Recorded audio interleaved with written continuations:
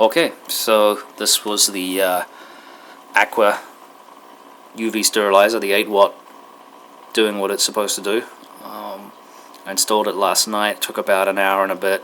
Not so much the installation, just trying to get extra hosing and stuff like that. I had to run out and buy some extra hosing. I mounted it vertically because it seemed like a logical way to do it. As you can see, there's a slight blue glow from the UV light there, and in the pipes itself you'll see a little bit of a glow, which is kind of cool.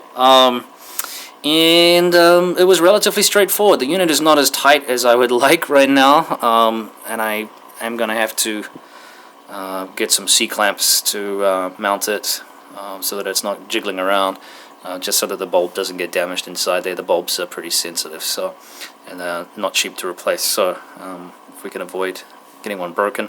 Should last about a year or so apparently, and zap bugs to prevent any I'm sorry about the lights behind here, but prevent any issues with the discus.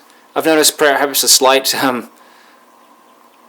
increase in clarity, but right now the tank is majorly overgrown and I need to purge a huge amount of plants, or a huge number of plants. The growth rate is pretty high in the high wattage light and the CO2 injection, so the plants they pretty much go bananas in there, which is leaving a little bit of a space issue for my fish. It's good for them to have plenty of places to hide, but this is a little bit ridiculous. So usually about every month I have to do a major cull of plants, and every week usually I have to trim back, so we are well in that stage of having to purge.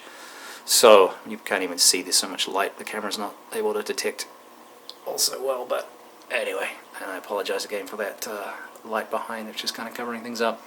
But anyway, so in terms of the unit, like I said, it took about an hour to install and it was pretty straightforward. Everything's hand tightable, you know, hand tightness. Oh, I haven't got it right here. Sorry, you can tighten everything by hand. Sorry.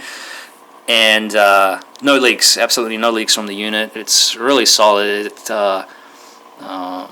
wasn't difficult to get everything going. You didn't have to employ any special equipment to tighten the unit up.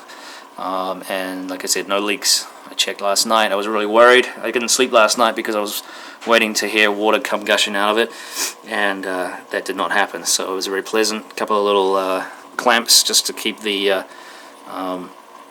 tubes on, and I did have to buy some extra tubing, which was a bit of a pain. And I think next time round, and maybe if I have time, I would scoot it up underneath here, and I would mount it above the unit here, probably horizontally. I think that's probably the way to go, so that there's not so much piping coming down here. So this was, I guess, a first effort, and I'm not completely happy with it, just because of space constraints, really. It's the way it is. There's not a lot of space under here, so. But it was an experiment, and so far it seems to be working just fine. A little bit of a water drop. Obviously, this cylinder has got quite a lot of water in it, and we lost a little bit of water from the main tank, but not a huge amount. So pretty easy, and it's kind of cool. And like I said, I'm very happy with it. We'll see how things progress as time goes on, and if it does what it's supposed to do, which is to zap protozoas and interrupt them their DNA at the cellular level to stop them from growing. And the fish are happy, which is good, and they'd be nice. Anyway, okay, well, we're at an end. I think you see a couple of zip ties there just to hold it on. I'll get some C-clamps to really get it secured properly, and maybe even in the future I think I'll get some stuff up there to hold it down, and then just mount it horizontally, which is probably ideal. But we'll see. So, enough babble as usual.